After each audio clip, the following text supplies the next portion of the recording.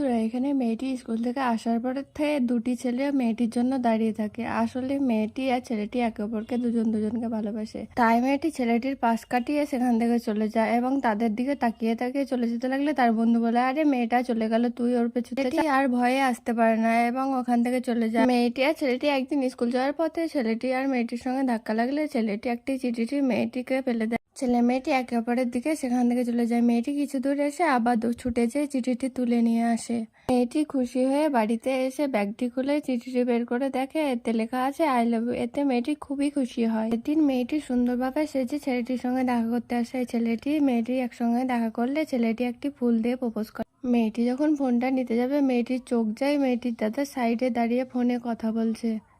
মেয়েটি তার দাদার ভাই ছেলেটিকে একটি চড় মেরে দেয় এবং ছেলে মেয়েটি খুব কান্নাকাটি করতে থাকে। মেয়েটি বাড়িতে এসে খুব কান্নাকাটি করতে থাকে, কিন্তু তার দাদা এসে তাকে জিজ্ঞাসা করে, কি হয়েছে বোন, তুই এত কান্নাকাটি করছিস কেন? মেয়েটি তখন বলে, কিছু না। মেয়েটির দাদা মেয়েটির হাতটি নিয়ে তার মাথায় বলে, আমার দিব্যি কেটে বলতো তুই সত্যি কথা। এবং মেয়েটি পুরো সত্যি কথা বলে, আমি একটা ছেলেকে ভালোবাসি, তোমার ভয়ে আমি ছেলেটিকে চড় মেরে চলে এসেছি। তাই মেয়েটি দাদা মেয়েটিকে এবং ছেলেটিকে ডেকে নিয়ে এসে তাদের দুজনের হাত একে করে দেয়। তো কি লাভ স্টোরিটা কেমন লাগলো? ভালো লাগলে একটা সাবস্ক্রাইব করে দেবে।